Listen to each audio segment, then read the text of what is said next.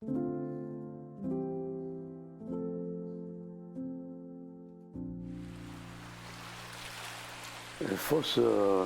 pour moi, c'était pas grand-chose. C'était un petit village.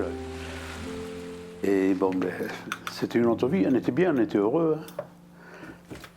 Ah oui, moi, quand je suis arrivé à Fos en 1947. J'avais 3 ans. 3. On est parti habiter au Mas de la Fenouillère, à la ferme où il y a SPLSE. Qui était à l'époque, il n'y avait pas d'eau, il n'y avait pas d'électricité. Il fallait prendre l'eau au puits à 40 mètres de la maison, à peu près, à la chaîne. Tu sais. Et bon, là, on vivait à lampe à pétrole. Hein. Tu te rends compte, c'est pas vieux, en fin de compte. On n'avait rien. Tu te rends compte que l'été, quand tu prenais l'allée des pins, eh ben, d'un bout de l'allée des pins à l'autre, il n'y avait que des gens qui mangeaient au bord de la route pour aller à la plage le matin ou l'après-midi, qui venaient de Cavaillon, du Vaucluse, du côté de Saint-Rémy aussi. Eh bien, tous les jours, c'était plein.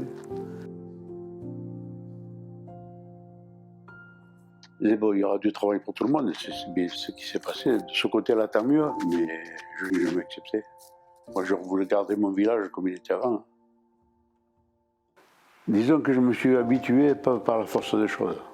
Mais bon, mais je reconnais que pour les jeunes qui travaillent et tout, il y a du boulot, c'est bien, c'est super. Mais sinon, Fos, ben, c'est resté dans ma tête, c'est resté mon village. Hein. C'était, même que la vie était dure, mais pour nous, enfants, on était heureux, du moins qu'on avait à manger. Manger, jouer, braconner. Moi, j'étais heureux, mon enfance, j'aimerais la revivre aujourd'hui. Et je la revivrais pas différemment. Ça serait pareil.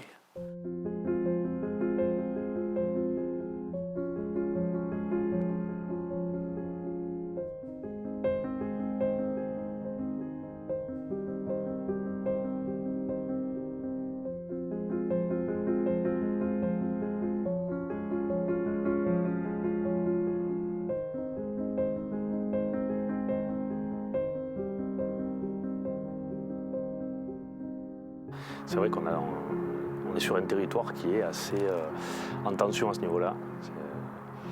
Mais bon, on a de très jolis coins, un petit écrin, comme dit la présentation phocéenne, mais à préserver parce qu'on a besoin des deux, l'industrie, la nature, cohabiter sur un espace qui est réduit, avec une population qui augmente tout le temps aussi, l'urbanisme. Il n'y a pas que l'industrie non plus, hein. On a aussi des besoins, nous loger, c'est un besoin, et comment on fait cohabiter tout ça, c'est l'enjeu du territoire, c'est ça, c'est comment on fait cohabiter l'industrie, l'urbanisme et la nature qui, elle aussi, participe à notre vie. Hein. Sans arbres, il n'y a pas de respiration possible. Je me suis mis au VTT récemment, j'ai découvert qu'on a quand même des espaces qui sont magnifiques ici. On a encore la possibilité de... J'arrive à passer 2 heures sur le vélo sans être sur une route. On est quand même privilégié encore ici. Donc il faut vraiment qu'on y fasse très très attention. Si on veut que nos enfants sachent ce que c'est qu'un arbre, un oiseau, un écureuil, c'est maintenant, c'est pas dans 8-10 jours, c'est dès maintenant qu'il faut qu'on y fasse attention. Mais Fos a la chance d'avoir un territoire qui est... On est en limite de Camargue, on a une faune qui est riche, qui est belle, mais qui est très sensible. Et puis, si on veut pouvoir y vivre, il nous faut aussi l'industrie. Donc, à nous d'être sages, à nous de mettre des limites, à surveiller, toujours chercher ce qui va pouvoir nous rapporter quelque chose en termes de vie, en termes de qualité de vie. Pas en termes de pognon immédiat, mais qu'on soit tous capables de protéger et de partager.